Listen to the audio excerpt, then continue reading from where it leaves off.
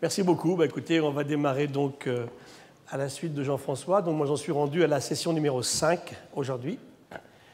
Donc on va d'abord terminer la 4, parce que je n'avais pas entièrement terminé la semaine dernière. Bon, on va reparler un tout petit peu d'océan. Je vais vous parler spécifiquement de la mer Méditerranée, qui pose des questions extrêmement intéressantes.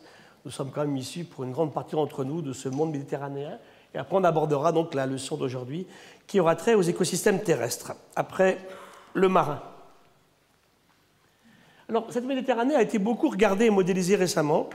Et c'est vrai que la mer Méditerranée, c'est un petit océan intéressant. Ça serait une grave erreur de l'imaginer comme étant uniquement qu'un morceau de l'océan Atlantique. Mais l'histoire de la biodiversité méditerranéenne est liée à l'océan Atlantique. Elle a été pratiquement sèche, asséchée il y a un peu plus de 5 millions d'années.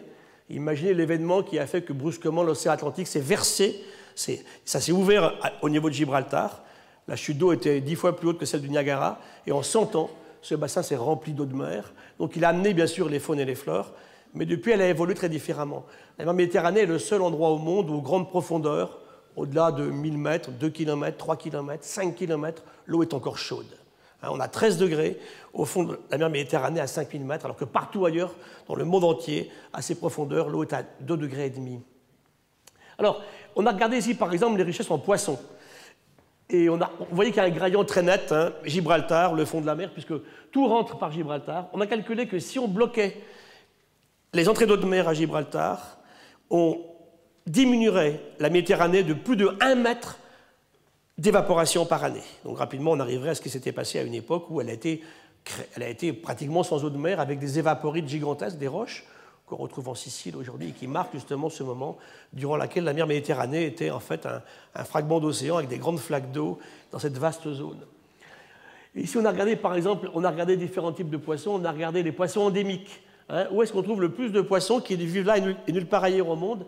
Chaque fois, vous voyez que la mer Adriatique, et ce fragment ici, entre l'Italie et puis la Slovénie, ici, il est intéressant parce qu'on trouve beaucoup d'espèces qui vivent là et nulle part ailleurs. On voit très bien aussi qu'il y a de plus en plus d'espèces quand on s'approche de Gibraltar, et que plus on va effectivement vers la partie est de la Méditerranée, moins il y a d'espèces. Là, ce sont pour les requins. Et ici, c'est l'inverse. Ce sont les entrées de faune alloctones qui viennent de la mer Rouge. Quand Ferdinand de Lesseps en fait, fait son canal, pratiquement 2 ans après, on commence à voir les premiers individus qui passent de la mer Rouge, qui passent le canal et qui vont s'installer en Méditerranée. Il y a un gradient de pente, on ne passe pas de la Méditerranée à la mer Rouge, on passe très vite de la mer Rouge à la mer Méditerranée. On appelle ces espèces érythréennes ou lessepsiennes, en l'honneur à Ferdinand de Lesseps. Et vous voyez ici qu'à l'inverse, ces espèces qui passent de la mer Rouge, évidemment, sont plus abondantes dans la partie est de la Méditerranée que par ici. On commence à voir les premières qui sont rentrées par là, ici, et qui maintenant sont rendues ici. On a quelques espèces qu'on a pris au Cap Bon en Tunisie récemment. Et au départ, il n'y avait pas beaucoup de passages. On a vu des premières passer 2 ou 3 ans après la fin du canal de Suez. En ce moment, c'est plusieurs dizaines par année qui passent, pour 2 raisons. L'eau s'est considérablement réchauffée dans la partie est de la Méditerranée. Et deuxièmement, le pH, l'acidité, on en parlera tout à l'heure, a beaucoup baissé en mer Rouge, obligeant les espèces à migrer de l'Érythrée vers la mer Méditerranée. Alors, ça amène le problème des questions justement d'espèces invasives. En anglais, Alien Invasive Species. Tout de suite une différence. Il y a une différence entre une espèce envahissante et invasive. L'envahissante était déjà là, et elle se met, pour des raisons justement liées aux perturbations humaines, à proliférer. Des beaux exemples, le rat, le goéland argenté par exemple, hein, ou bien la fougère règle en Écosse, il y en a partout. Ça, c'est lié aux activités humaines. L'invasive, elle vient d'ailleurs, elle est exotique.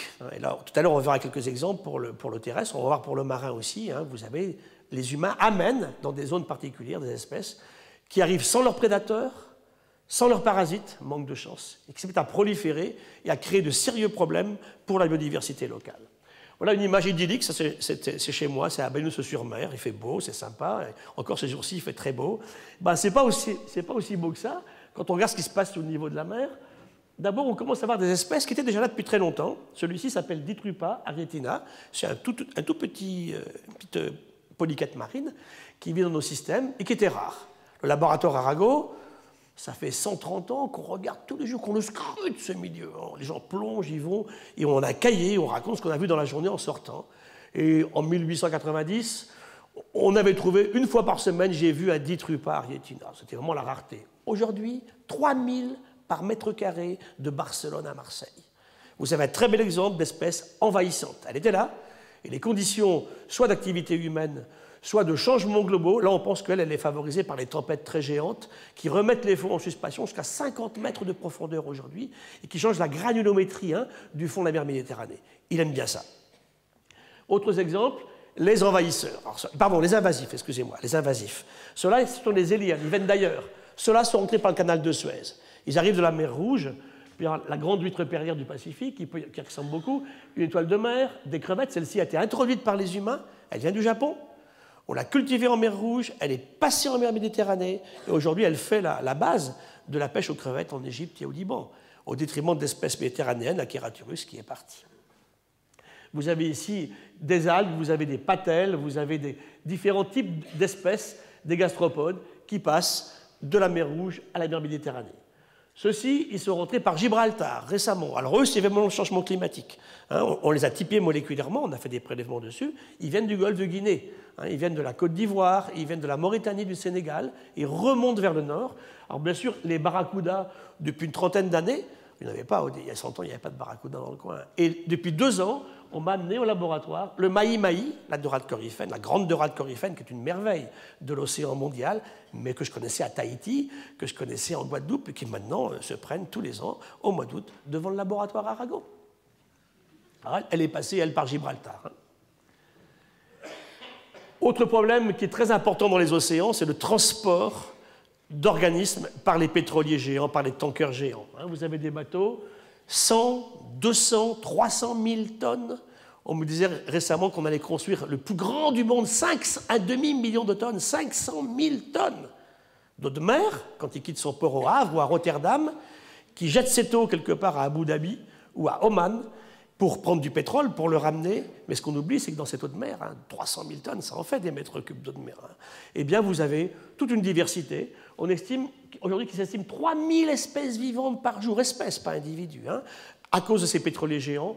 On ballaste comme ça 12 milliards de tonnes d'eau de mer tous les ans sur tous les océans du monde. Et c'est un énorme problème. Là-dedans, vous avez des virus d'hépatite, vous avez des bactéries très pathogènes pour les humains. On a fait faire une thèse à une jeune fille au laboratoire là-dessus. Il y a tout ce que vous voulez dans ces milieux particuliers.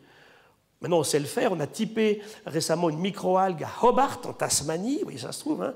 Elle vient de Méditerranée, elle n'existe pas ailleurs.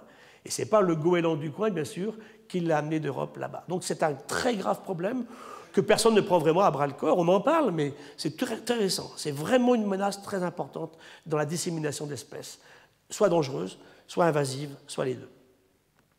Alors ça, c'est une collègue grecque qui travaille là-dessus. Elle est à Thessaloniki, dans le nord de la Grèce. Elle montre avec les anomalies thermiques récentes de la Méditerranée la relation entre la température de la surface de l'eau de mer qui augmente et les invasifs qui s'installent. On a de plus en plus d'espèces qui s'installent, bien sûr, dans la partie est de la Méditerranée et qui envahissent la partie turque, la partie grecque, libanaise, égyptienne, et qui arrivent, bien sûr, ensuite. On commence à prendre des espèces qui maintenant sont rendues chez nous aussi, à Banyuls, et qui vont ressortir un jour par Gibraltar. Donc il y a vraiment une très très grande importance de ces relations, changement global, entrée d'espèces invasives par un artifice, le canal de Suez, construit bien sûr par les humains. Alors ça, c'est un travail qui a été fait par des collègues de Marseille, dans l'étang de Thau à Montpellier. Une plongée dans l'étang de Thau, c'est magnifique. On l'a dépollué, il était très sale à une époque, on mangeait des huîtres de Thau. Maintenant, ça s'est bien amélioré, on a fait des grands progrès, et on plonge dans l'étang de Thau, et vous regardez ce qui se passe. C'est super, il y a des algues partout, on dit c'est beau, c'est magnifique. Et vous prenez votre livre qui existe sur les algues françaises, et vous les cherchez. Vous ne les trouvez pas. Mais qu'est-ce qu'ils ont foutu là? Je ne retrouve pas mes algues, qu'est-ce qu'il a fait l'auteur? Et là, quelqu'un dit, mais attention, depuis 1971, on amène du naissain des bébés d'huîtres japonaises du Japon tous les ans, par milliards d'individus. Ça fait 50 ans qu'on fait ça. Et alors, on prend le manuel des algues japonaises, et là, on les reconnaît. L'écosystème aujourd'hui de Montpellier est devenu un écosystème japonais. Regardez, je vais m'amuser à enlever les algues japonaises. Là. Je plonge et je les enlève. Voilà ce qui reste. Alors, c'est intéressant. C'est grave, docteur. Une vraie question pour un écologue. Le milieu semble très beau. Il y a une belle biodiversité. Mais ce n'est pas l'initial. On va chercher. On va trouver une qui a été probablement introduite de façon cryptique. Et puis en cherchant bien, je trouve une qui existait il y a 50 ans. Donc vous voyez que tout ça, sans aucun dessein, quel qu'il soit, l'humain transforme profondément les écosystèmes. Et là, les temps de taux, alors encore une fois, c'est une vraie question. Pour un écologue, les puristes, les écolos vont dire ah, c'est pas possible, vous comprenez, qu'est-ce que font là les algues japonaises? Je peux les comprendre. Le pêcheur va dire écoutez, moi, mes crevettes japonaises, je les exploite. Elles sont ni plus chères ni moins chères que les caraturus que j'avais avant. Sur le marché, le consommateur ne fait pas de différence, c'est pareil pour moi. Donc, vous voyez que tout peut changer avec des problèmes où tout va collapser, c'est-à-dire que les espèces s'installent, détruisent les ancestrales, puis disparaissent elles aussi un jour, et les pêcheries peuvent s'écrouler. Hein, en mer Noire, on amène en 1980 une microméduse, qui s'appelle Nemiosis, qui arrive sur un bateau américain qui arrive de Cape Cod, des États-Unis, et puis elle se libère dans le milieu. 10 ans après, 1 million de tonnes de biomasse, cette microméduse, elle effondre 40 000 tonnes de pêche à l'anchois, tous les pêcheurs sont au chômage. Vous voyez que c'est jamais, bien sûr, sans danger. Alors la température, bien sûr, je vous ai dit que les 4 principales forces qui abîmaient, détruisaient, enlevaient la biodiversité, c'était bien sûr la destruction, on va le voir pour les milieux terrestres tout à l'heure, la pollution associée ou pas associée, c'était la surexploitation, on l'avait vu pour les pêches la semaine dernière, la dissémination d'espèces qui deviennent invasives, on vient de le voir, et enfin le climat qui change. Et dans l'océan, le climat qui change, ce n'est pas que la température de l'eau de mer, c'est aussi beaucoup de zones où l'oxygène est de moins en moins disponible, ce sont aussi des zones où la salinité est de plus en plus élevée, et enfin, bien sûr, surtout, c'est la remontée du niveau de l'océan. Donc ça, c'est les prévisions du GIEC dont parlait tout à l'heure Jean-François. Hein.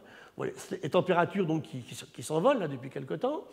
Bien sûr, dans l'océan, c'est pareil. Hein. On voit les prévisions ici, donc 2010 à 2100. Et on voit que pour la mer Méditerranée, ça va profondément modifier les espèces. Hein. On a regardé un petit peu comment ça se passait. Et on voit que la température de surface change beaucoup. Hein, ici, on voit très bien qu'elle va réchauffer beaucoup ici, dans la partie est, moins dans la partie ouest. Là, en 30 ans, on a pris presque 1 degré à Banyuls et on a pris jusqu'à 4 degrés à Chypre. Donc ça va extrêmement vite, hein, cette augmentation de la température, qui favorise bien sûr l'attrait des espèces de la mer Rouge. Elles trouvent une bonne température, elles aiment bien l'eau chaude, donc elles passent. Et en plus, comme l'acidité augmente de l'autre côté, ça les pousse encore un peu plus facilement, bien sûr, à passer. Donc on a fait des prévisions, et on se rend compte qu'en Méditerranée, ça va poser un problème sérieux, ces histoires-là. Pourquoi? Parce que dans l'océan Atlantique, vous avez vu tout à l'heure les maïs, mais de rats de coryphènes. Le climat changeant, elles suivent les températures de surface, elles vont vers le nord. Comment on fait en Méditerranée quand on habite ici là? Qu'est-ce qu'on va faire? Eh bien, on va s'accumuler ici, on va tous se retrouver là, et puis une fois qu'on sera là-dedans, comment trouver la sortie? Hein, il en faut des neurones hein, pour se dire, voilà, j'ai fait fausse route, je vais redescendre dans la mer Adriatique, chercher la sortie à Gibraltar. Ça ne marche pas comme ça. Hein. Donc c'est vrai que sur la Méditerranée, le problème thermique est particulièrement aigu. On a quelques cas déjà de disparition d'espèces dans des grottes, dans des cavernes sous-marines, des petits micro-crevettes qui sont partis, liées à la température qui change. On a une très grosse mortalité de gorgones il y a quelques années au large des côtes de Marseille. Ça avait mis en émoi toute la communauté scientifique de l'époque. Et bien sûr, des aspects thermiques qui sont importants. Et qu'est-ce qui est le plus impacté? Ce sont les milieux qui ne sont pas habitués à changer. Donc le fond. Hein, étrangement, on pense à la surface, mais la température qui augmente va être beaucoup plus impactante sur le fond, où la température ne bouge pas. Ça mange. Je vous disais, vous avez des espèces marines qui vivent toute l'année avec plus ou moins, même pas 0,1 degré de différence entre le plein été et le plein hiver. C'est magique, ça. C'est fabuleux. On est mieux thermorégulés que vous et moi. Hein. Monsieur le docteur a un coût d'énergie beaucoup plus bas. Le problème, c'est qu'on n'est pas habitué à changer. On ne peut pas résister à un changement. C'est le cas aussi des grottes sous-marines aussi, où vous avez des milieux, la température est très contrôlée par la configuration du milieu. Ce sera moins grave pour des huîtres en surface. Quand vous vivez sur une plage, je ne sais pas, moi je prends le fond du bassin d'Arcachon, quand je faisais ma thèse à Arcachon, vous pouvez très bien mesurer à Arcachon, on est en France. Hein. En plein hiver, l'eau de mer gelait, donc il faisait -2. Et l'été, j'avais 36. Ouais, c'est possible ça, dans un fond de lagune.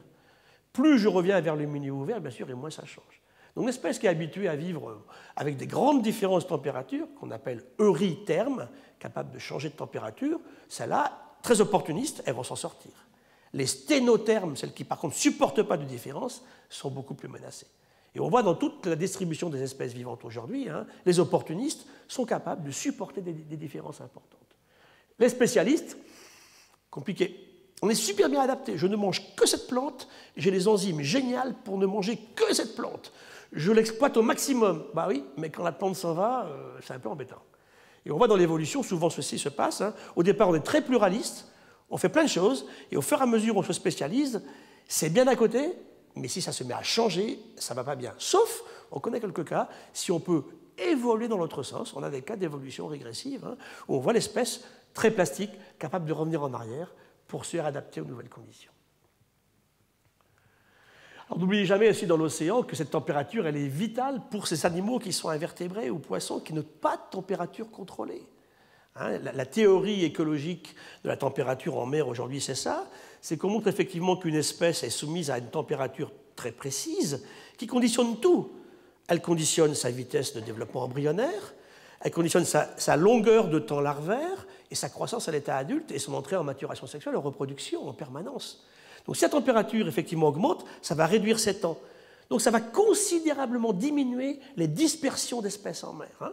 J'étais une étoile de mer, je vivais ici, j'avais une température normalement de 12, je faisais mes bébés, je libérais mes larves, elles faisaient 300 km. La température effectivement diminuant, elles vont se métamorphoser bien avant ce qu'elles faisaient auparavant, et donc elles vont aller beaucoup moins loin. Et on voit maintenant que les cartes de répartition de ces invertébrés marins changent beaucoup. Et je vous l'avais dit, ici, ils sont très spéciaux, les marins. C'est le seul cas où les animaux ne bougent pas, ils sont comme des arbres. Hein. Un corail, une éponge, une fois qu'elle est fixée, elle ne peut plus partir. Donc si la température change, soit elle a les capacités profondes, intrinsèques, justement, de réagir à l'agression. Tout va dépendre, tout à l'heure Jean-François en a parlé, de la vitesse de l'agression et du changement, ou alors elle ne peut pas. Et c'est là que ces animaux nous intéressent beaucoup, parce qu'ils savent faire, ils sont là depuis très longtemps. Hein. Pas tous, hein. Vous vous rappelez quand je vous ai parlé du passage du Permien au Trias, pour les oursins, et je vous ai dit 2 oursins, 2 espèces du même genre vont passer. Donc les 700 oursins actuels, ils viennent de cela. Donc ils ont transmis des gènes intéressants à partir d'oursins qui avaient su s'adapter à un changement. Donc en permanence, ça se produit comme ça. Alors, un problème majeur dans l'océan, c'est ce qu'on appelle l'acidification globale. Et ça, c'est un phénomène qui est récent. Depuis 100 millions d'années, l'océan est à 8-18. Voilà un milieu fabuleusement... On parle d'homéostasie, le meilleur système, c'est l'océan. Hein. J'en parlais avec Alain Berthoz l'autre jour. C'est parfait, l'océan. Hein. Il n'y a pas mieux. Hein. Au fond de l'océan, 1050 milliosmoles, ça ne bouge jamais. 2,5 degrés de température, pH à 8-18, oxygène bien précisé. C'est fabuleux. Et là, on voit ce pH qui n'a pas changé, en train de changer. On est à 8,08 aujourd'hui. Et ce qui est terrible, c'est que ça affecte tout l'océan mondial. C'est pareil partout, jusqu'à 400 mètres aujourd'hui. Et chaque année, ça continue à descendre. Un jour, l'océan sera plus acide jusqu'au fond. L'océan ne sera jamais acide, hein, de par ces phénomènes de sel contenu et d'effet tampon. Il ne peut pas être acide. Mais il va descendre en dessous de 8, ce qui, pour l'océan, est particulièrement anormal, par rapport aux époques récentes. On a eu des océans acides dans les mers du Permien, il y a 230 millions d'années, ça fait longtemps. Et donc, on voit cet océan en train de s'acidifier. Qu'est-ce que ça va entraîner? Ça va rendre plus difficile la production des coquilles chez les coquillages. Ça va difficilement rendre la construction des squelettes, du corail, par exemple. Ça va également affecter la croissance. Ça va fragiliser ces animaux. Ça va jouer sur leur balance ionique. Ça va affecter la symbiose avec les microalgues qui fonctionnent dans le corail, les zooxanthelles, bien sûr. Ça va affecter aussi sa résistance à la température, malheureusement. Quand le pH diminue, on est moins capable de résister à une température qui change, et elle est en train de changer, vous le savez très bien. Ça va également affecter certaines espèces qui vont être attirées par ça, il y en a qui vont tirer parti, donc des espèces vont s'installer là où elles ne seraient pas venues, ça va en faire disparaître d'autres, et ça va beaucoup, bien sûr, aussi altérer les chaînes trophiques marines, ce qui est fondamental, hein. Les virus de l'océan, je vous ai dit des milliards par millimètre cube d'eau de mer. Hein. Les bactéries, ces virus sont souvent des bactériophages, des mangeurs de bactéries. Les bactéries, le phytoplancton, le zooplancton, puis après les premiers producteurs primaires, etc. Les chaînes trophiques en mer sont beaucoup plus longues que sur les continents. Hein. Il y a beaucoup plus d'étapes que sur les continents. Et ça, bien sûr, la seule solution, soit on s'acclimate et on s'adapte, soit on disparaît. Donc c'est vraiment une question qui est posée aujourd'hui. C'est très compliqué de répondre à une telle question parce qu'on fait des manips. Tous les labos du monde marin s'y sont mis maintenant en regardant l'effet du pH qui descend, l'acidité, sur les espèces marines. Alors, on a des résultats. On a quelques groupes qui aiment bien ça. Hein, les coccolithophoridés, par exemple, qui font les falaises de calcaire.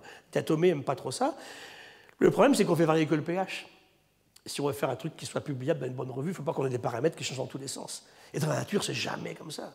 Le pH change, la température change, la salinité change, l'oxygène change, l'humain pollue, détruit, surexploite. Ça fait beaucoup. C'est un problème majeur pour nous aujourd'hui. Et ça, c'est entièrement lié au CO2. Là, on peut discuter des effets du CO2 sur la capacité atmosphérique à jouer les gaz à effet de serre, sur les effets de l'homme ou pas de l'homme. Ce qui est très clair, ça, c'est totalement lié aux activités humaines. Le CO2, on l'émet. Il est émis, et ce CO2, c'est très clair. Quand il est émis, on retrouve que 60% dans l'atmosphère. Il en manque 40%. Il est où? Dans l'océan. Le drame dans l'océan, c'est que ce CO2, mêlé à l'eau, fait de l'acide carbonique et acidifie l'océan. C'est vraiment un problème très important pour nous aujourd'hui. Pour terminer, l'humain va exploiter l'océan très loin maintenant. Ça, c'est les prévisions publiées en 2013, où l'humain va aller chercher des choses dont il a besoin. On va chercher alors jusqu'à 400 mètres des schistes noirs, des granulats, des minéraux lourds, de l'étain, de l'or, du platine, des gisements de diamants. Il y a du diamant, plein de diamants en mer qui ont été retirés par l'érosion sur les gisements d'Afrique du Sud et qui sont dans l'océan aujourd'hui jusqu'à 400 mètres. On va aller les chercher, bien sûr, c'est intéressant. Et en Namibie, ou des solutions marines. Ou alors on va maintenant aller au fond. Il y a plein de projets, il y a plusieurs permis tous les jours délivrés pour aller au fond, pour des nodules polymétalliques. Là, on est entre 400 mètres et le fond de l'océan, jusqu'à 10 km.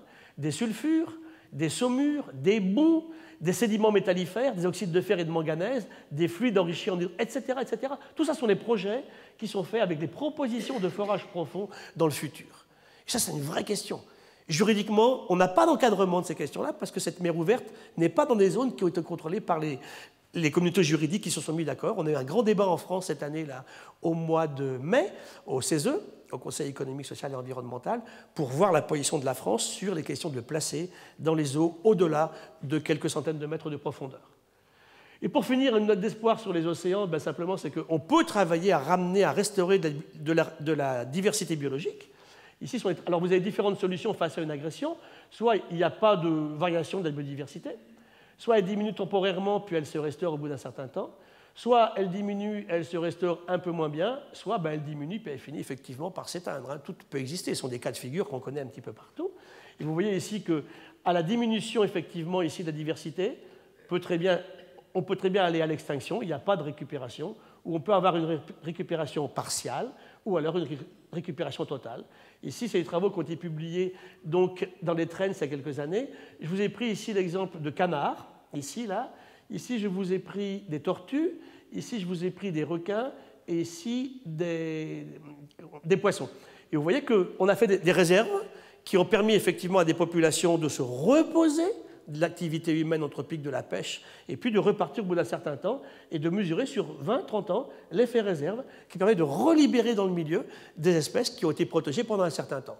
Donc c'est quelque chose qu'il faut continuer. Le projet mondial, c'est de mettre 10% de la surface de l'océan comme ça en réserve.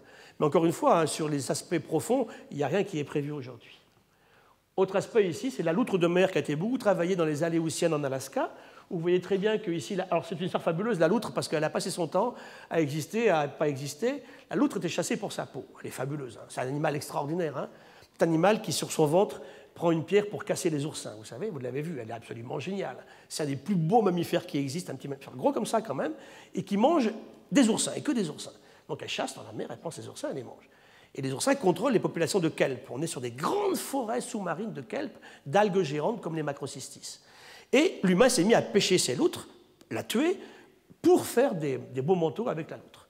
Alors on a arrêté à une époque, on a vu la loutre revenir, et on a vu les relations très nettes avec les oursins et les populations de kelp. Donc on a dit ça marche bien, parce que quand il n'y a pas de loutre, les oursins prolifèrent et mangent tous les kelp. Il n'y a plus rien au fond de l'océan, on a des images comme ça.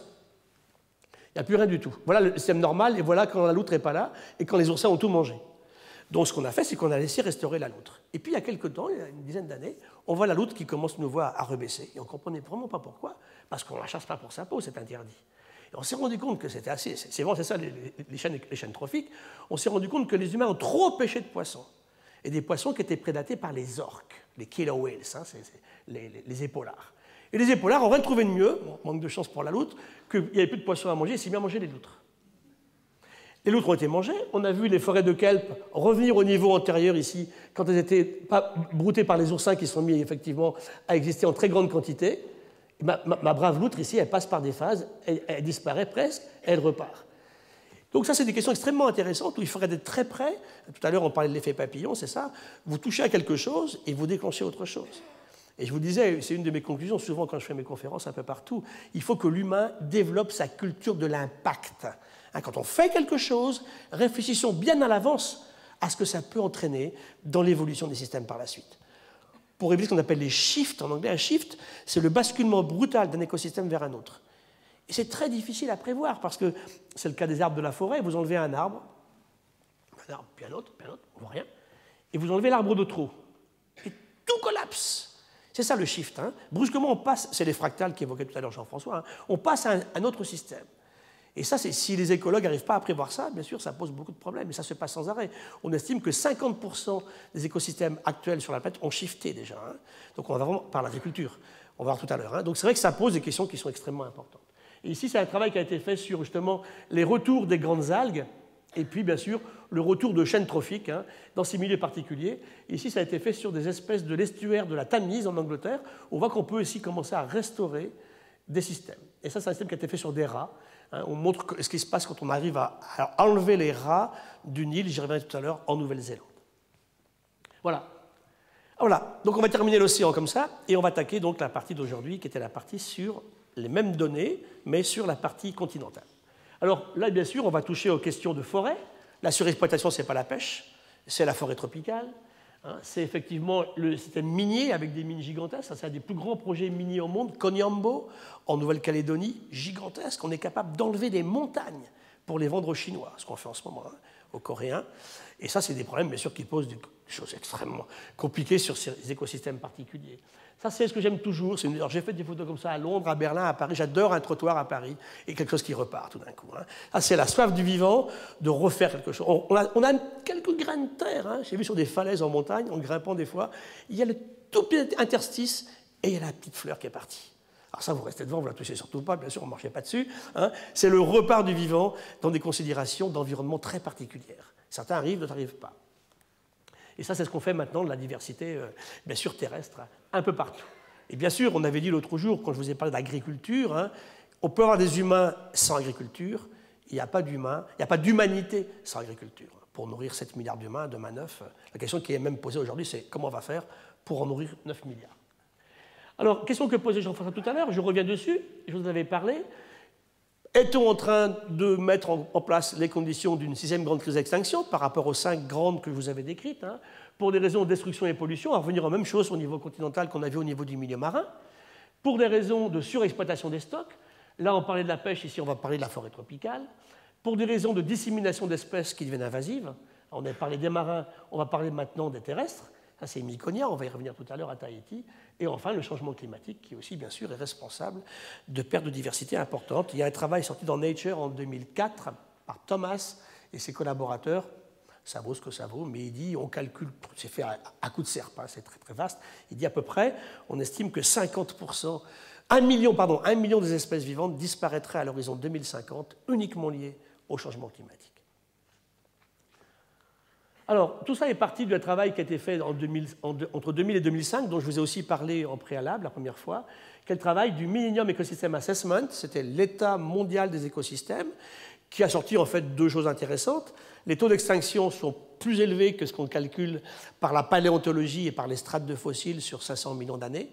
Alors, ils avaient dit à l'époque entre 100 et 1000. On a revisé ça un petit peu à la baisse, on est entre 100 et 300 aujourd'hui. C'est quand même considérable, bien sûr. Comment on calcule ça? Par rapport à des surfaces qui s'en vont. J'enlève 1 km² de corail, vous avez vu l'autre jour comment on estime le nombre d'espèces, ou j'enlève 1 km² de forêt tropicale, donc je perds tant d'espèces. Donc c'est des questions qu'on se pose en permanence, bien sûr, dans ces évaluations. Donc elles partent plus vite, et ça repose le débat sur la biodiversité. Le travail de Rockström, il montre que c'est parmi toutes les questions qu'on a pour modéliser l'état de la planète, la biodiversité et l'azote sur les champs sont les 2 problèmes qui sortent de la courbe. On ne peut même plus les mettre dans la courbe qu'on a choisie à cause des échelles, vous imaginez un petit peu. Donc c'est intéressant de regarder ce qui se passe. Deuxième notion, ça on le verra donc dans 2 séances, on réfléchira donc à une notion qui est la notion de service rendu par les écosystèmes. Alors, sont partis les pigeons migrateurs à la fin du 19e siècle, le pingouin arctique, le dodo, le beiji, on en avait parlé en 2007, et que sont devenus les animaux qui étaient peints il y a 16 000 ans à Lascaux, il y a 14 000 ans à Altamira en Espagne, et il y a 33 000 ans à Chauvet. Question intéressante, ils ne sont plus là. Alors bien sûr, quelquefois, le climat peut expliquer ceci. Alors, récemment, on a disculpé l'humain dans la disparition des mammouths laineux en Alaska. Le climat qui a changé à l'époque est assez puissamment efficace pour justement expliquer la disparition des mammouths. Mais souvent, c'est l'humain qui va amener la goutte d'eau qui fait déborder le vase. On a plein de cas, je vais vous en parler maintenant, où c'est l'humain et lui tout seul. Regardez, les éléphants de la Méditerranée. Regardez, 16 espèces d'éléphants nains, vous imaginez ces bestioles? Je vous en avais parlé déjà, je crois, une fois. Hein.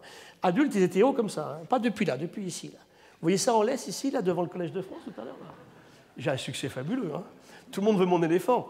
Il y avait 16 espèces d'éléphants, dont un sur l'île de Tylos. Tylos, c'est une toute petite île qui est ici, dans les Cyclades. Ici. Il y en avait en Crète, il y en avait en Sicile, il y en avait à Chypre. Tous, entre 10 000 et 8 000. Chaque fois que les humains arrivent sur l'île, ils les mangent tous. Et c'est intéressant parce que le grand cyclope d'Ulysse, vous vous rappelez, quand Ulysse, bon, 10 ans de guerre de Troie, puis comme son cheval n'a pas plu à Poséidon, 10 ans avant de retrouver Pénélope, hein, ça faisait 20 ans qu'il était parti de chez lui, et il arrive en Sicile. Et là, il trouve un espèce de monstre, un géant avec un œil unique sur le front, bien sûr Polyphème, le cyclope.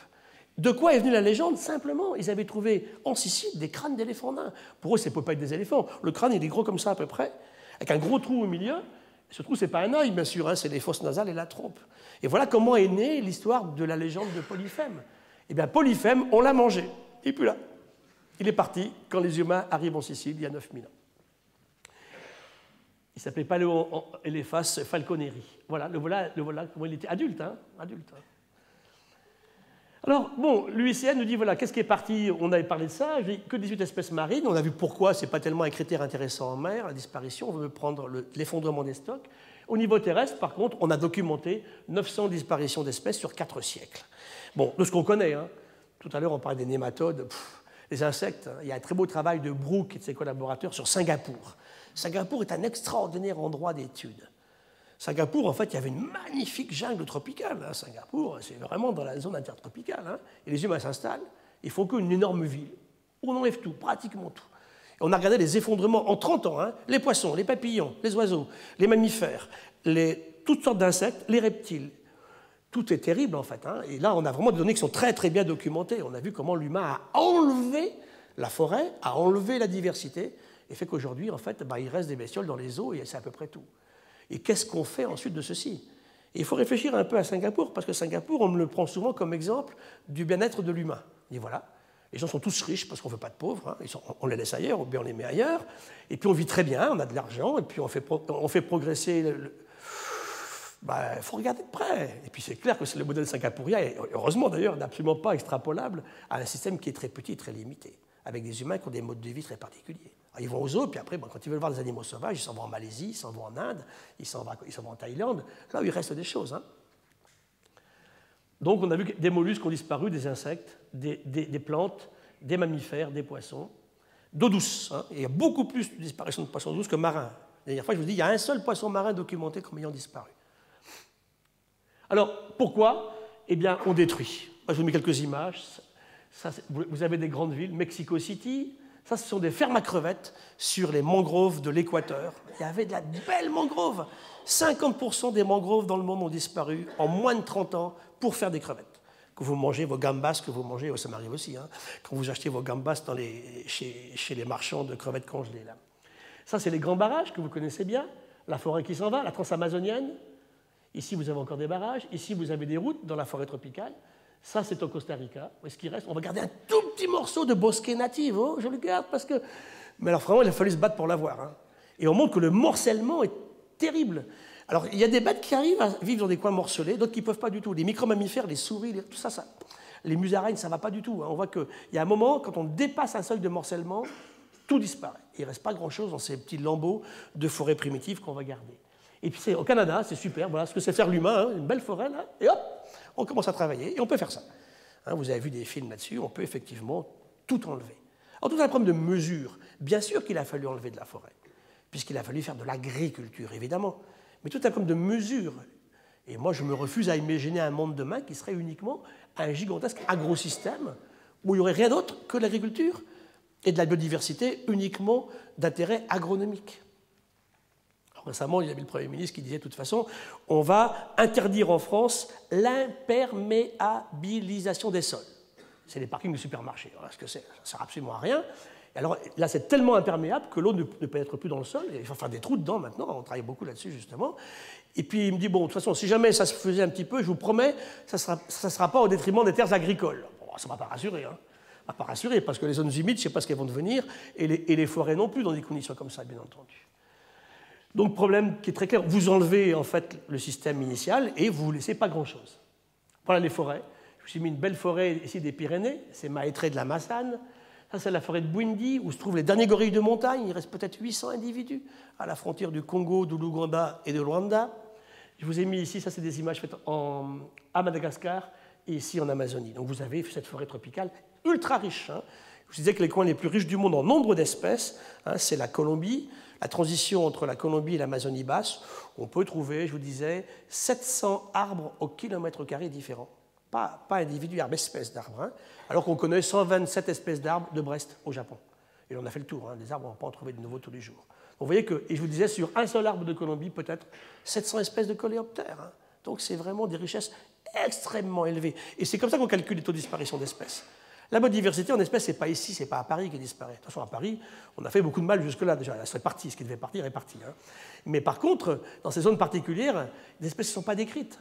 C'est banal aujourd'hui. Il y a un article qui est sorti récemment qui nous montre que quand on décrit une espèce, eh bien, elle a déjà disparu. Ça fait 10 ans qu'on l'a trouvée, et quand on va sur l'endroit où on l'a trouvée, ben, c'est un parking de supermarché aujourd'hui. Donc vous voyez que ce sont des questions qui sont vraiment très particulières. Alors, la forêt tropicale, elle disparaît au rythme de 140 000 km² par an, c'est-à-dire le quart de la France part chaque année en forêt tropicale. Je vous renvoie au film de Francis Allais, qui est sorti il y a quelque temps. Il était une fois la forêt, où il dit « À 18 ans, je me retrouve en haut d'un arbre de forêt tropicale à 50 mètres de haut. J'ai 78 ans aujourd'hui, dit-il. Ça fait 60 ans que je grimpe dans les arbres. Et ce que j'aime bien dans ce que dit Allais, c'est que ce n'est pas des statistiques dans un travail écrit, hein, c'est une mémoire d'homme. Hein, c'est ça qui est intéressant. Il dit « En 60 ans, j'ai vu disparaître la moitié des forêts tropicales. » Et là, je vais aller à Bornéo dans quelques semaines, quand j'aurai fini les cours avec vous. Et Bornéo, vous relisez Pierre Pfeffer, Bivouac à Bornéo, c'est écrit en 58. Il raconte ce qu'était Bornéo.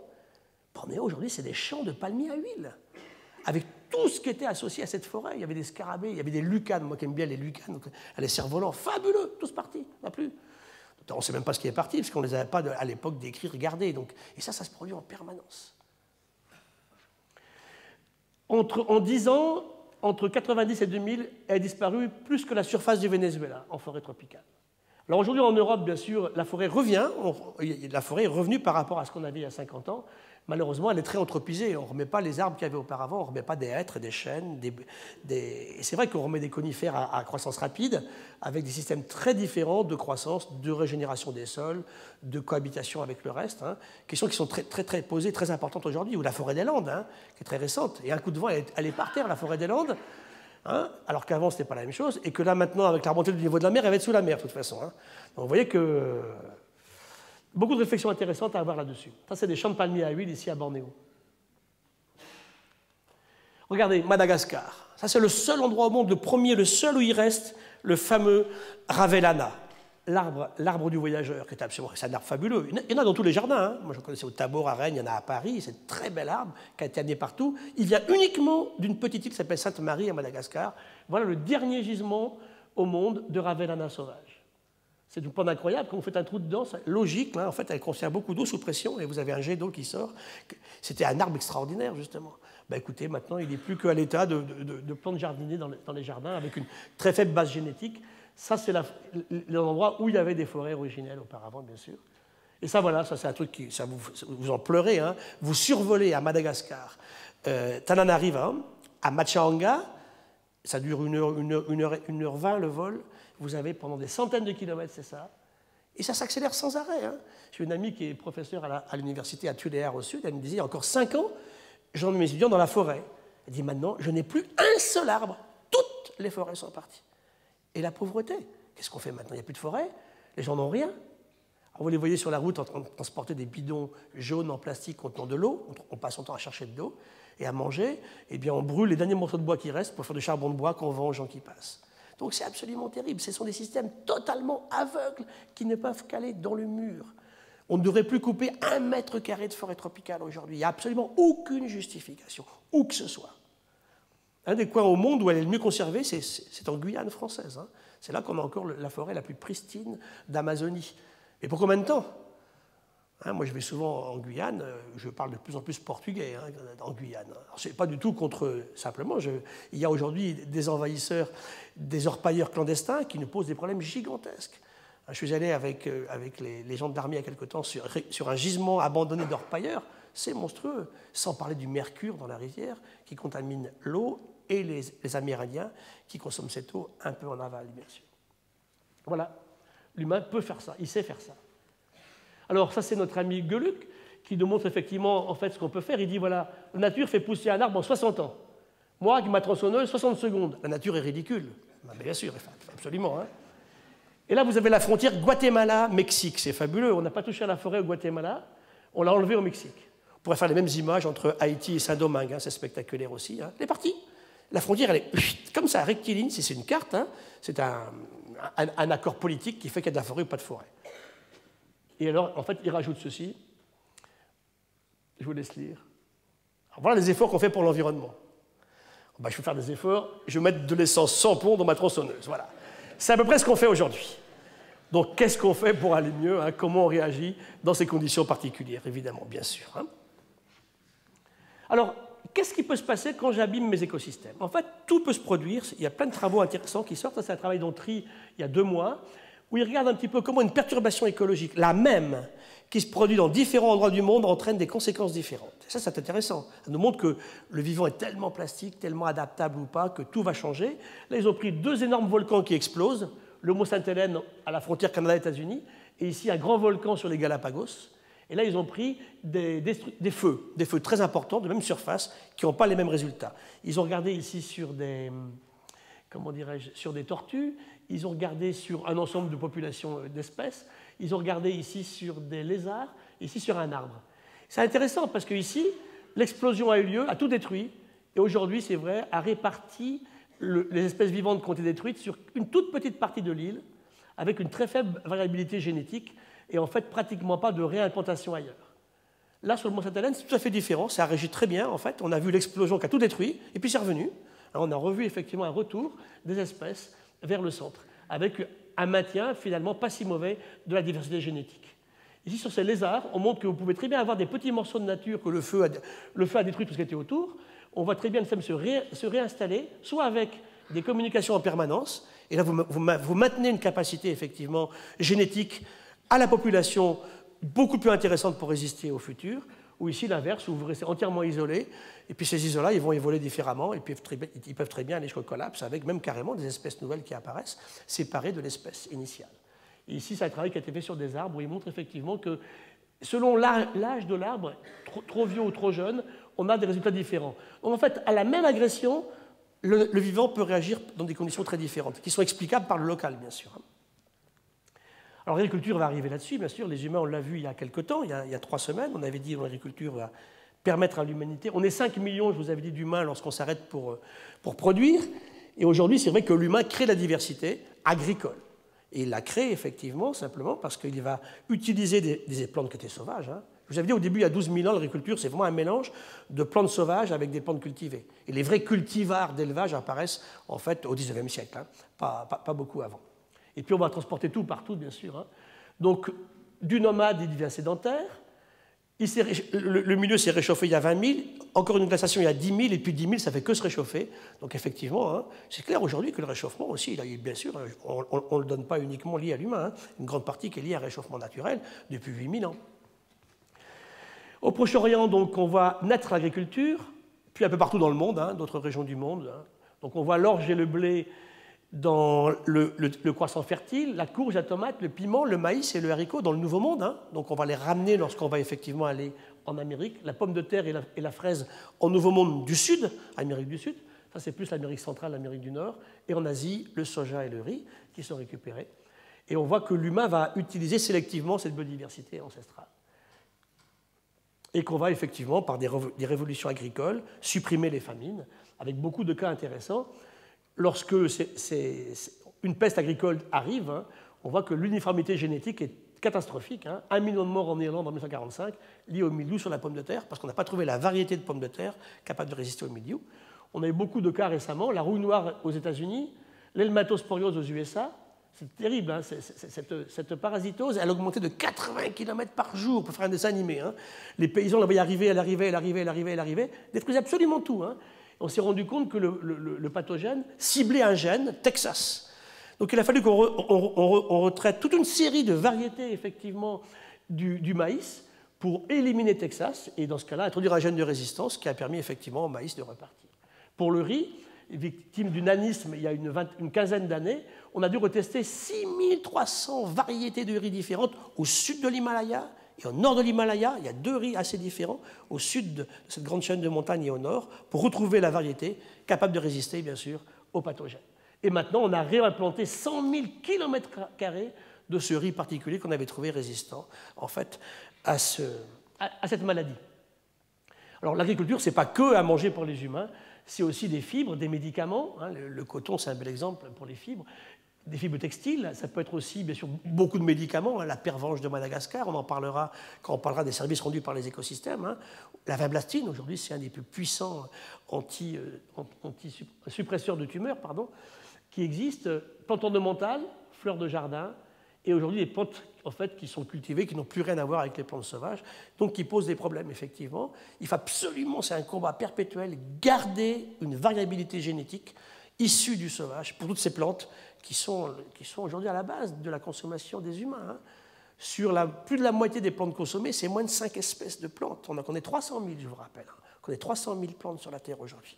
Hein. Plus de 50% de ce qu'on mange, c'est 5 espèces. Donc on a été amenés un petit peu partout. Alors l'avenir agricole, demain nourrir 9 milliards d'humains, produire sans augmenter les surfaces agricoles, on revient à ça, en fait, il faut maintenir les surfaces actuelles, augmenter peut-être un tout petit peu plus, hein, c'est 1500 millions d'hectares aujourd'hui, sans détruire la biodiversité, ne pas gaspiller l'eau, 80% de l'eau, presque 80% aujourd'hui, c'est l'agriculture, hein, c'est l'irrigation. Et je vous disais, il y a quelque temps, je vous disais, l'humain consomme à lui seul, lui et ses animaux domestiques, et ses plantes, plus de la moitié de la disponibilité en eau potable de la planète. Arrêter les pesticides, ça c'est clair, pour moi il faut les arrêter. Être très limitatif sur les engrais, hein, c'est-à-dire qu'il faut enlever tout ce qui est dangereux, ça nous empoisonne. Hein, la chlordécone en ce moment, à la Martinique, à la Guadeloupe, c'est un monstrueux problème. Hein, utilisé contre le charançon de la banane il y a quelques années. On savait que ce produit était horriblement toxique. Il était interdit en métropole. Et à l'époque, les préfets ont donné des dérogations d'usage de la chlordécone qui maintenant est dans toutes les rivières, dans tous les sols et en mer. Avec des langoustes, j'ai vu un pêcheur qui pleurait. 3 générations, il pêche des langoustes, il ne peut plus pêcher ces langoustes. Elles sont inconsommables. Et récemment, on a pris un espadon, les collègues de l'IRD, au large. L'espadon, c'est-à-dire qu'il avait de la chlordécone dans ses tissus. Hein, et il concentre, bien sûr, il avait mangé des espèces qui étaient... C'est dramatique. Hein. Il n'y a aucun prix à payer pour accepter des choses comme ça. Ou alors, vous empoisonnez les gens. C'est une vraie question qui est posée, bien sûr. Question aussi, bien sûr, des produits, ce que je disais à l'instant, des produits sains. Hein. Vous devez fournir aux gens la quantité à consommer, à des prix abordables et des produits qui soient sains. Ne pas tuer la biodiversité, en tirer parti, ce sera un grand débat. Hein. Utiliser la biodiversité pour mieux produire au niveau agricole. Il y a des gens qui savent très bien faire ça en Amérique du Sud, en Asie du Sud-Est. Vous avez des endroits où les gens cultivent avec les mêmes rendements qu'en Europe, sans arroser, sans pesticides, sans engrais. Mais ils cultivent plusieurs plantes en même temps avec une très bonne productivité. C'est là qu'est l'avenir de l'agriculture aujourd'hui. Et de la nouvelle révolution verte, elle est là. Hein. Tirer parti des plantes en augmentant la diversité au sein des espèces d'intérêt et avec de nouvelles espèces, bien sûr, qu'on ira chercher. Développer les polycultures, ça c'est fondamental. Créer de l'emploi, donc pas trop de mécanisation non plus, bien sûr, pour avancer. Voilà les petits jardins du futur. Alors, je ne sais pas, on nourrira pas l'humanité avec ça, hein, ça c'est clair, mais c'est intéressant, déjà pour ramener la biodiversité en ville et amener les gens à savoir ce qu'est de produire un légume. Aujourd'hui, vous avez des gens qui sont riches dans des villes, qui achètent quelque chose. Ils ne regardent même pas d'où ça vient. Hein. Mais regardez, hein, ça c'est... Maintenant que vous avez écouté mes conférences, j'espère que vous allez regarder l'origine des produits que vous consommez. Hein. Sinon, je ne suis pas assez persuasif, ça c'est clair. Hein. N'achetez pas... J'ai vu des cerises, l'autre jour, elles étaient à 59 € le kilo. À Paris, 59 € le kilo de cerises. Qui viennent du Chili, je connais bien les Chiliens. Hein. Ils ont acheté la cerise à un tiers d'euro le kilo, donc c'est que des coûts de transport. Regardez, moi, je ne sais pas, quand j'avais 15 ans, je ne mangeais pas de cerises, je ne suis pas si moche que ça. Hein. Donc il y a vraiment... Vous pouvez très bien expliquer à un enfant que, écoutez, non, les cerises, on ne mange pas maintenant, ce n'est pas la saison. Ça, c'est des choses extrêmement importantes, que l'avocat, il n'est pas dû tous les jours, l'avocat, le fruit, hein, tous les jours dû, effectivement, sur la table en permanence. Hein. Ce sont des choses qui sont très, très importantes. Il faut qu'on y réfléchisse. Hein. Alors, la pollution, Donc ça, évidemment, c'est un problème qui est considérable un peu partout. Hein. Ça, on a contaminé, on a construit des produits, la chimie a permis des produits qui sont aujourd'hui pas dégradables. Et ça, il faut arrêter absolument ça. Hein. Quand il a son prix Nobel pour le DDT, on sait que 10 ans après l'avoir inventé, on sait qu'il est déjà toxique. Hein. Aujourd'hui, il y en a partout. Il y en a dans du lait de baleine ou d'otarie ou de phoque, hein, en Antarctique, en Arctique. Donc c'est vrai que c'est des produits extrêmement dangereux. Cette pollution, en plus, et ça on l'oublie, quand on pense pollution, on pense à sa poubelle hein, ou à la décharge. Non, vous avez des zones ici, par exemple, le centre du Pacifique est contaminé par des polluants. Hein. Dans l'Arctique, hein, vous avez aussi des chaînes de polluants extrêmement importantes qui sont amenées par les gyres océaniques, et vous avez des PCB, vous avez des produits extrêmement toxiques partout. L'humain pollue là où il n'est pas. J'ai un ami qui revient d'une remontée profonde là, avec le Nautile. Ils devaient être de l'ordre de 4600 mètres hein, au large des Açores. Il me dit, j'ai vu un seau en plastique à 4600 mètres. On est malade. Hein. Et on a fait des dragages, je vous montrerai des photos, sur l'expédition de Papouasie, donc en décembre dernier, là, à 400 mètres, en Nouvelle-Guinée, dans la mer de Bismarck. Hein. Là, le lieu de la bataille de la mer de Corail, vous s'est jonché de canettes de bière. Hein. Donc c'est bon. Et ça s'appelle Homo sapiens, comme je dis après. Hein. Alors, ça, c'est un travail intéressant qui a été fait récemment, qui nous montre aussi qu'on peut très bien cibler des espèces d'intérêt économique, et donc les suivre très bien. Hein. Voilà, j'exploite des baleines ou des poissons, ou j'exploite n'importe quelle espèce, mais de par mes pratiques de chasse ou de pêche, je vais contribuer à effondrer en fait, une espèce qui n'était pas visée par la chasse, ou visée de façon artificielle ou secondaire. Et on a vu des cibles de grandes baleines qui ont fait s'effondrer beaucoup de baleines aussi, d'autres. Hein. Et là, on voit que la Seconde Guerre mondiale a été le meilleur système pour protéger les baleines. Il y avait les chasseurs allemands dans l'océan Atlantique et il n'y avait pas de baleiniers, hein, parce que quand même, on prend des risques, mais quand même pas trop. Hein. Tuer les baleines, on les tue quand on n'a pas de risque, effectivement. Hein. Donc on a vu les stocks de baleines se refaire hein, jusqu'en 62-63. Et là, on fera les premiers moratoires sur les grandes baleines. Hein, mais on a effondré la baleine franche arctique et antarctique. Il reste peut-être 1% des baleines qu'on avait en 1800. On avait vu les histoires de pêche l'autre jour, en fait, où vous passez des bateaux à voile. En bateau à voile, avec le canot à rame, avec le harpon à la main, le cachalot a ses chances quand même. Vous relisez Moby Dick, je veux bien. Hein. Mais alors, par contre, le canon harpon à grenade explosive, où vous avez 40 baleines, on les détruit les unes après les autres, et elles avaient un très mauvais goût, ces baleines. Je parle plus des baleines franches. Les autres, les cadavres ne flottent pas quand on l'a tué. C'est une catastrophe pour l'humanité, ça. Donc, on pouvait en tuer qu'une, puisqu'après, le cadavre partait au fond. Là, quand on injecte la grosse bulle d'air, il y en a 40, on tue les 40, et on pêche les 40. C'est ça la créativité, l'inventivité du génie humain. Et je tue toutes les baleines qui sont dans ma baie, sans problème. Donc on a vu comme ça le rhinocéros noir quasi disparaître. Ici, c'est des crevettes qui ont disparu en pêchant notre stock. Le babiroussa, ici, a quasi disparu pour des captures illégales d'espèces qui étaient à Sulawesi. Ici, on voit des arbres, des grands arbres de forêt qui sont partis aussi, et des baleines qui sont aussi... Et ces espèces n'étaient pas ciblées par la chasse, simplement, elles étaient prises en accessoire. Alors évidemment, ça pose des problèmes. Vous pêchez par exemple des thons rouges, vous pêchez du thon rouge, puis vous avez un espadon, vous le prenez. Et quand vous voyez le prix de ces poissons aujourd'hui, vous comprenez que vous allez le prendre. Hein. Je vous disais, c'était vendu une femelle de thon rouge à Tsukiji à Tokyo en 2013, l'an dernier, en janvier, à 1,28 million d'euros. Donc, même si vous pêchez des chinchards, quand vous avez un truc comme ça à côté, vous le capturez. Hein. Et donc on ira prendre le dernier, on ira chercher le dernier. Je me rappelle un pêcheur un jour qui me disait en Corse, il me disait, mon arrière-grand-père, il mettait 50 casiers, il prenait 50 langoustes à Ajaccio. Et le grand-père mettait 50 casiers, il prenait 20 langoustes. Le père mettait 100 casiers et prenait 20 langoustes. Et lui, il met 200 casiers, il en prend 4. Voilà, c'est tout. Alors je dis, mais il y a bien un problème. Et je dis, mais qu'est-ce qui va se passer? Ben, écoute, je vais continuer, parce que si ce n'est pas moi qui la prends, la dernière, c'est Mathurin qui va la prendre. Ces raisonnements sont terribles et très délétères. Comment voulez-vous ensuite qu'on arrive à avoir une mentalité de gestion, de partage qu'on évoquait tout à l'heure? Alors, les plantes invasives au niveau terrestre, on a vu dans l'océan tout à l'heure, c'est pareil au niveau terrestre.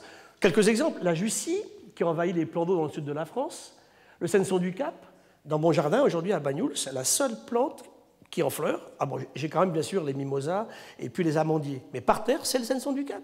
Il est venu comment? Des types qui avaient introduit des laines de mouton dans les années 1940, hein, du côté de Montpellier. Et dans ces laines de mouton d'Afrique du Sud, il y avait des graines de Senson du Cap qui s'y répandues partout. Bon, il est joli, mais n'empêche qu'il envahit tout. Hein. Beaucoup plus grave, le Myconia à Tahiti, qui lui est en train de totalement prendre la place des plantes initiales et de couvrir tout l'écosystème tahitien. C'est une très jolie fleur, en fait, une très jolie plante, amenée dans le jardin Gauguin, parce qu'il avait des belles fleurs, hein, à une époque très récente. Je vous ai mis ici les jassandes d'eau, c'est une catastrophe, la jassane d'eau, là, voilà. C'est vrai que c'est une jolie fleur, hein, elle est très belle. Hein. 80% du lac Tchad a disparu sur les jassandes d'eau, hein, aujourd'hui.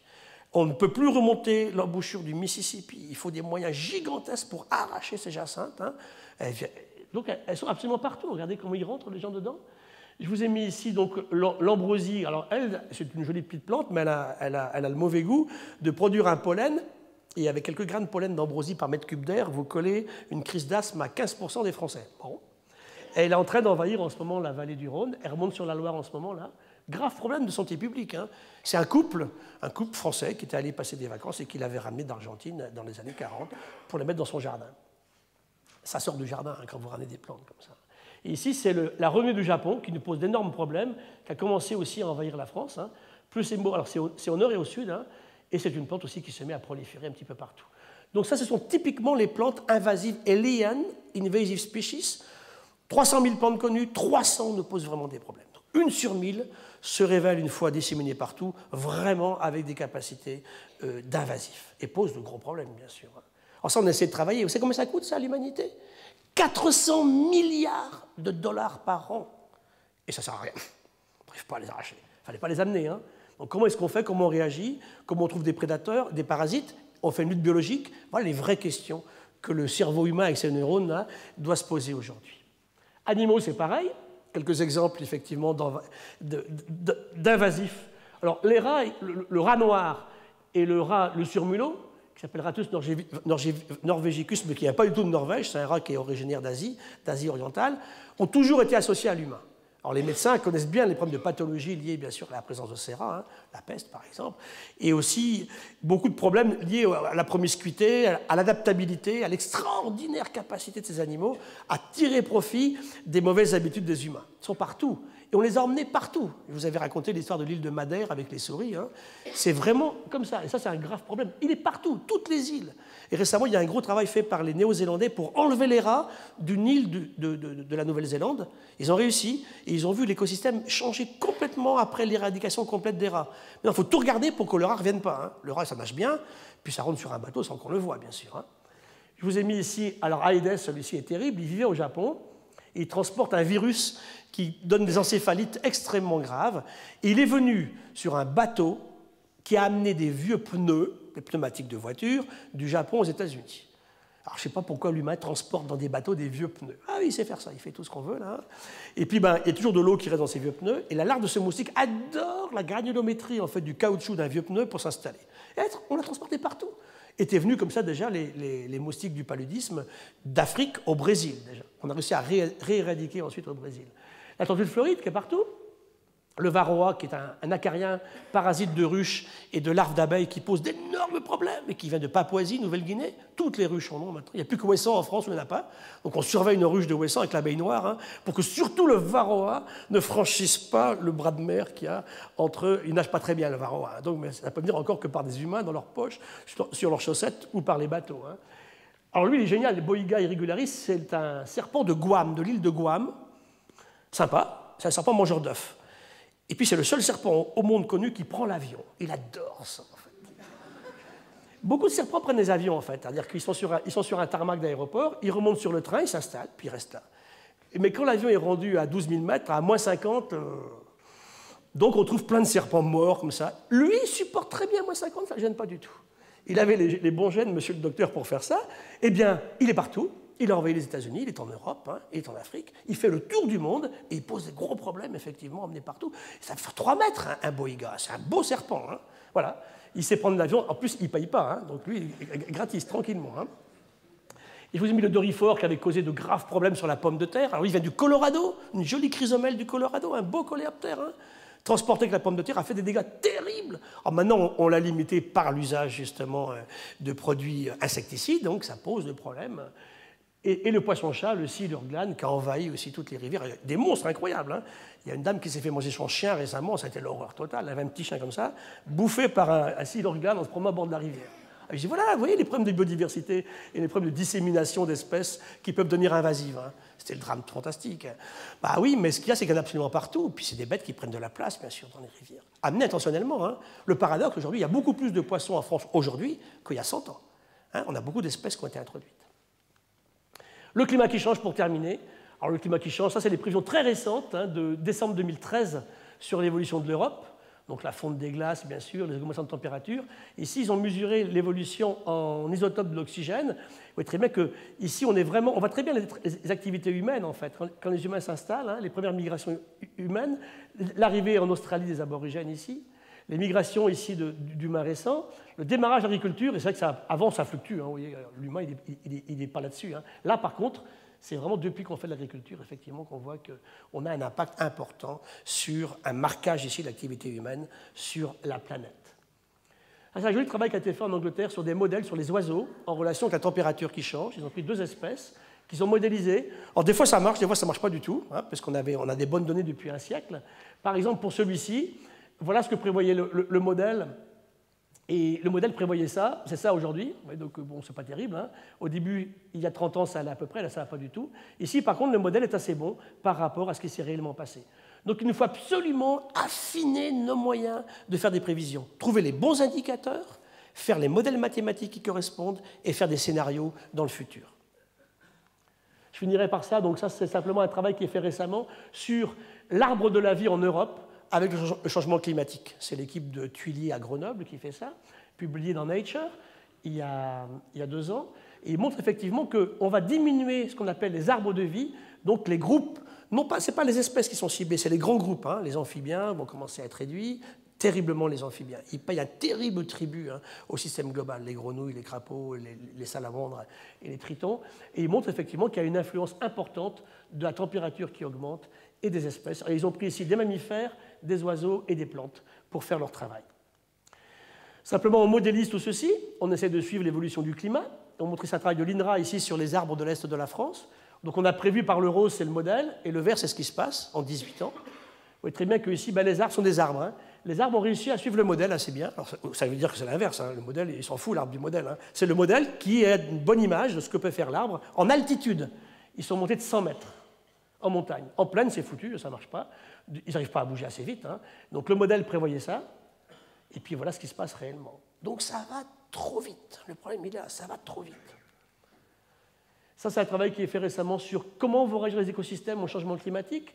Donc là, vous avez effectivement l'évolution de la différence de température qui est là, avec les prévisions du GIEC qui sont ici. Et on voit que soit vous avez une réponse qui sera neutre, soit qui va être négative ou positive, avec les aspects donc, de capacité à résister ou de vulnérabilité. Et on modélise tout ça. Et ça, ils l'ont fait sur des petites souris du parc de Yosemite aux États-Unis, en montrant qu'on avait complètement, sur 30 ans, modifié les faunes de micromammifères selon les zones du parc. Voilà, c'est mes dernières images. C'est un travail qui est sorti il y a 2 semaines dans Nature, en janvier 2014, sur les grands prédateurs. Et ça, on n'avait jamais bien travaillé. Est-ce que c'est grave que les lions disparaissent, que les guépards disparaissent, que les loups disparaissent? Oui, c'est grave, ça change entièrement les écosystèmes. C'est comme les requins en mer, c'est la même chose. Hein. Vous voyez ici que... Donc, ils ont travaillé sur... Ça, c'est le nombre d'individus qui restent. Hein. Alors, du loup rouge qui est quasi éteint ici, au loup d'Éthiopie, il n'en reste même pas 10. Vous avez l'ours noir américain, l'ours brun, le loup gris, la loutre, justement, qu'on évoquait tout à l'heure. Le lion est en train de s'effondrer. Hein. Des pays, il reste 200 lions en train de s'effondrer en ce moment. Hein. Et vous voyez très bien que selon la présence de la loutre, du dingo australien, du loup gris, du puma en Amérique ou du lion et de la panthère, vous allez changer effectivement l'évolution des écosystèmes, avec ici les effets directs ou les effets indirects. Les oursins et maloutres, par exemple, avec les algues, elles mangent des algues, donc bien sûr les algues diminuent, mais les oursins augmentent si maloutre disparaît, parce qu'elles mangent des oursins, et les oursins, donc si jamais ils augmentent, les algues diminuent. Là, sur le loup, on a regardé des souris avec des herbes et le kangourou pour le dingo. Pour le loup, on a regardé ici les arbres. Ici, pour les pumas, on a regardé différentes espèces d'arbres, les reptiles et les papillons, avec les cerfs, hein, qui sont prédatés directement par le puma. Et pour les lions et les panthères, on a regardé effectivement le babouin ici, comparativement, en effet direct, sur les petits ongulés. Et c'est ma dernière image. Voilà comment on modifie entièrement des écosystèmes simplement en touchant aux prédateurs. Voici avec loutre ou sans loutre. Ici, avec loup ou sans loup. Donc ça veut dire que vous avez des aspects extrêmement spectaculaires de modification de l'écosystème si effectivement il n'existe plus.